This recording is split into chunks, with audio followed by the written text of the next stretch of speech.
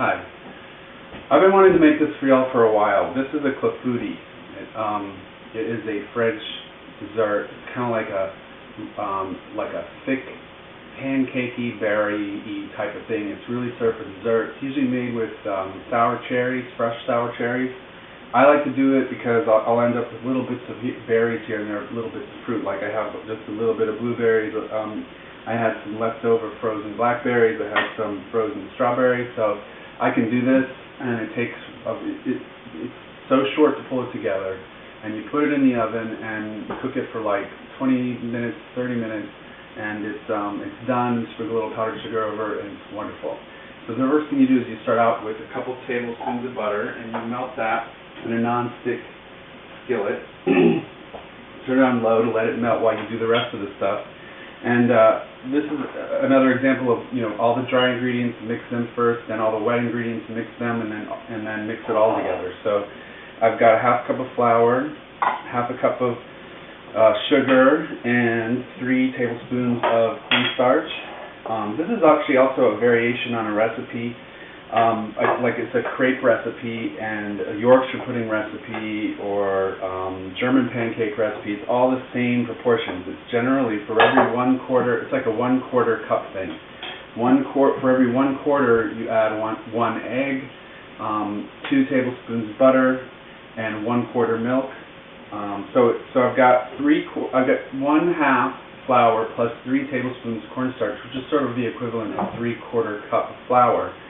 Then I added in a half a cup of sugar, and then I'm going to add in, now with the wet ingredients, I'm going to do these 2 milk, 3/4 cup milk, 3 eggs, and then my flavorings, which are vanilla and 1 teaspoon vanilla and 1/4 teaspoon almond. The almond's kind of important for this. It really elevates it up to that next level of being something like, it's not just like a blueberry pancake. It's actually something good.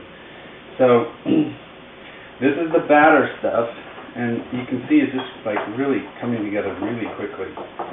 And you want to try to this kind of a batter. And a lot of times with pancakes, you don't really care about getting the lumps out, but with this kind of a dish, you do want to get all the lumps out. So I will use a whisk, or even if I'm really being anal, which often I am, I will use a beater to beat it all together so there are no lumps. But I'm just going to do the whisk now because I want to show you how easy this can be.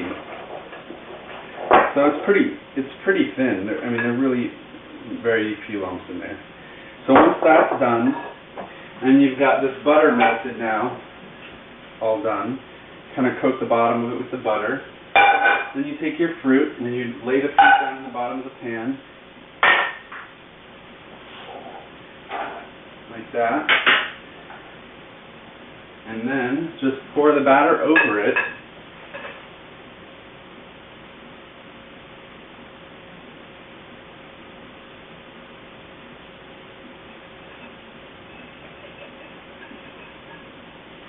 Then it goes in the oven at 350 for about 25-30 minutes. You check it after about 25 minutes to see how long more you think it needs to go. And that's it. It's really, really easy and delicious. When it comes out, we'll do the powdered sugar, and you'll see that when you put a little almond extract and a little powdered sugar, you can add sort of a level to a lot of different things, a lot of baked things,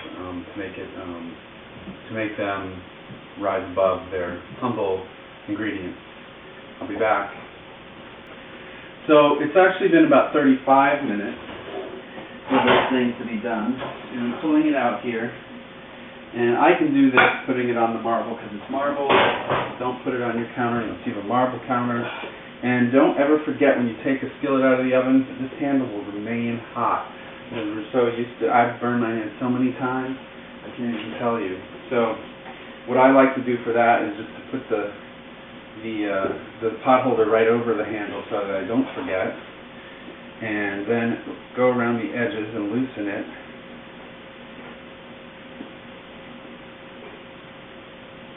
Like that. And then what makes a nice presentation is just to go ahead and serve it in the skillet right out of the pan, or the oven. Dust it with powdered sugar like this, If you have one of these, it's great. If not, you can just do it with your coffee filter, like if you have a one of those micro screen coffee filters. And then when you serve it right onto the table like that, it looks fantastic. And then you can use like a pie server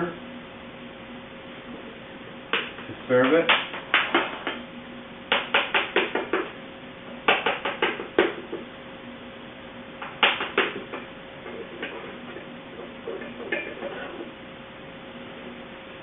And then what you can do is, if you have extra berries, you can put fresh berries on top, or you can put whipped cream on the top, or you can put a little bit of ice cream, so it's like a warm thing and a cold thing. There's all kinds of good ideas for this thing, and it's just delicious, and it's fast, and it's like having breakfast for dessert, which I always love. Anyway, I think I'm going to eat it now. Thanks.